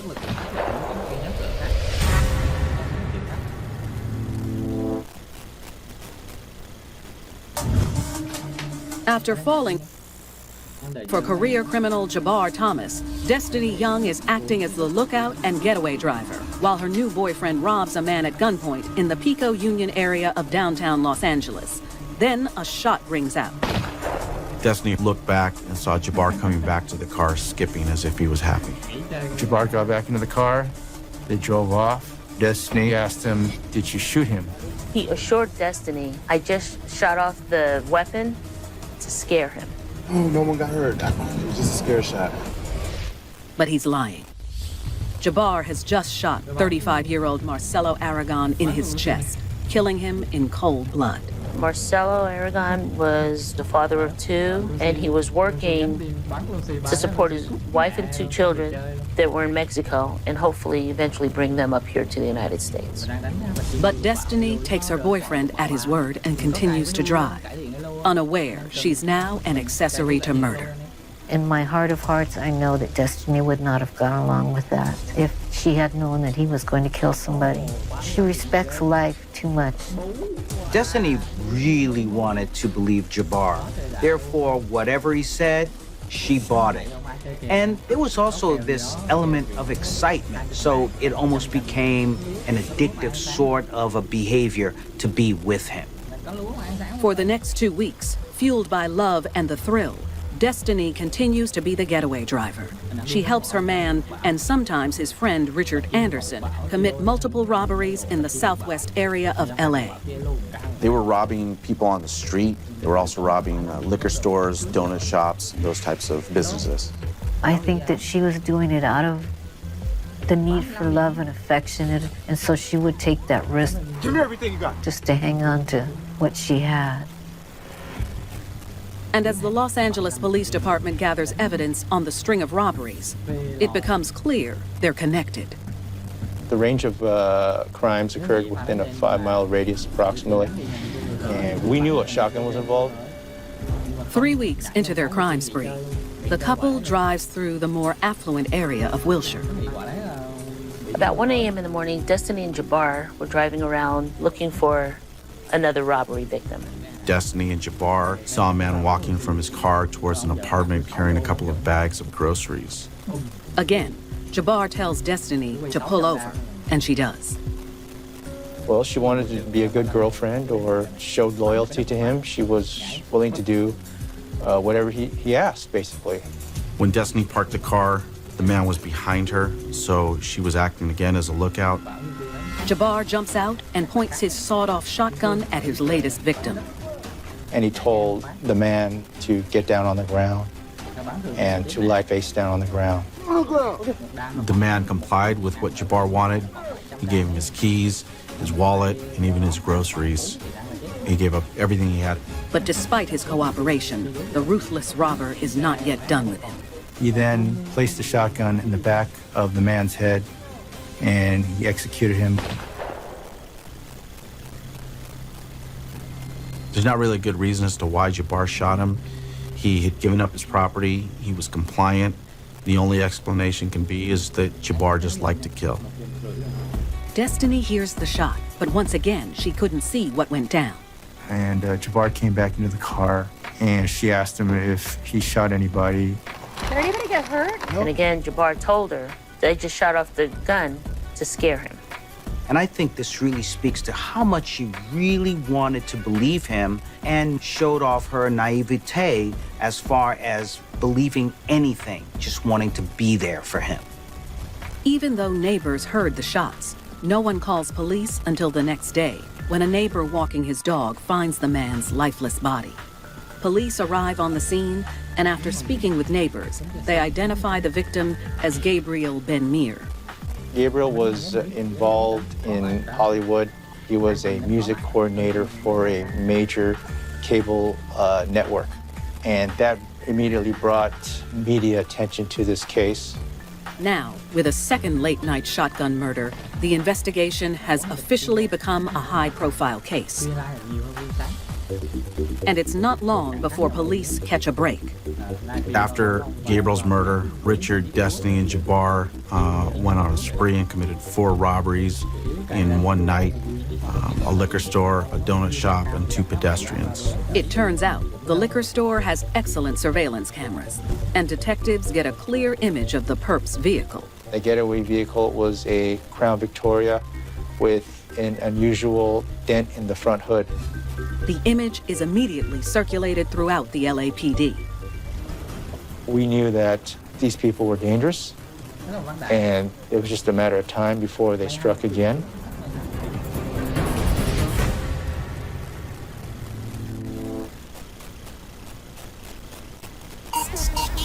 After Destiny Young and her boyfriend Jabbar Thomas commit a string of late-night robberies and 2 murders in the LA area, police are closing in on them when surveillance video reveals the getaway car. Within hours, they had a flyer posted and had officers on the lookout. Then one day, the couple are out cruising around near 10th Avenue and Washington Boulevard when an officer spots them. He pulls them over, but not before calling for backup. Destiny pulled over into a parking lot. Multiple units arrived, a lot of other police officers, helicopters overhead. Knowing the killer could be in the car, police surround the vehicle, ready for anything. They swarmed the car. The whole area was terrified. And they submitted to arrest without any resistance. The 2 are taken to the police station for questioning, while police search the vehicle. Inside of the trunk of the vehicle in particular was property from some of the robberies and also the shotgun used in the 2 murders. But despite the evidence against him, Jabbar refuses to talk. Jabbar did not admit to anything. He did not admit to any wrongdoing. He did not admit to taking part in any of the robberies or the homicides. Destiny, however, admits to being part of the robberies, but she's stunned to learn that 2 people were killed in the crime spree. Her reaction to being informed about the deaths appeared to be very genuine and grief-stricken. I didn't know. She was very devastated, very emotional. And I think for her at that point, she realized she now has something very serious to deal with. She tells police she heard the gunshots, but her man had a ready explanation. But he said no one would get hurt. Destiny wanted to live in her own reality because she didn't want to give up Jabbar, so she continued in this sort of la-la land that she was in. She was willing to risk everything for him. I know she was very hurt by what had happened, hurt by the fact first that two men had lost their lives, and then hurt by the fact that she was with the person that did it. But despite her claims, there's enough evidence to charge both Jabbar and Destiny with multiple robberies and the two murders. Jabbar is charged with 8 counts of robbery and attempted robbery, 1 count of being a felon in possession of a handgun, and 2 counts of capital murder. Destiny is charged with 6 counts of robbery and attempted robbery, and 2 counts of murder. While awaiting trial, she writes affectionate letters to Jabbar in jail. It was obvious that Destiny's feelings for Jabbar continued. She was concerned for his emotional and physical welfare. Then, just before her trial, Destiny realizes she could receive the death penalty and decides to make a deal. Destiny agreed to cooperate with the prosecution and testify against Jabbar. She also agreed to plead to lesser charges because she wanted the truth to be known. Destiny pled guilty to 2 counts of manslaughter, 6 counts of robbery and attempted robbery. She received a sentence of 25 years in prison. It was a high price for Destiny to pay for about 3 weeks of romance. At Jabbar's trial, he manages to avoid the death penalty. Jabbar was convicted of 7 counts of robbery and attempted robbery, felon in possession of a firearm, and 2 counts of capital murder. He received 2 consecutive terms of life imprisonment without the possibility of parole. Destiny still maintains she had no idea anyone was killed. I do believe that Destiny had genuine remorse for the individuals, and that's part of the reason why she decided to cooperate. Destiny had really low self-esteem, so she really was prime and at risk for someone like Jabbar. And at the end of the day, he showed her a love that she never thought that she could get on her own. She now has to live with the fact that after 30 years of being a good citizen, only 30 days with Jabbar cost her 25 years of her life. Destiny was no hardened criminal. She just got lost somehow along the way. And now she's trying to find her way back. She's been taking life skill classes and learning about how to cope with things. She's trying to rebuild her life and hope that someday she'll have a life.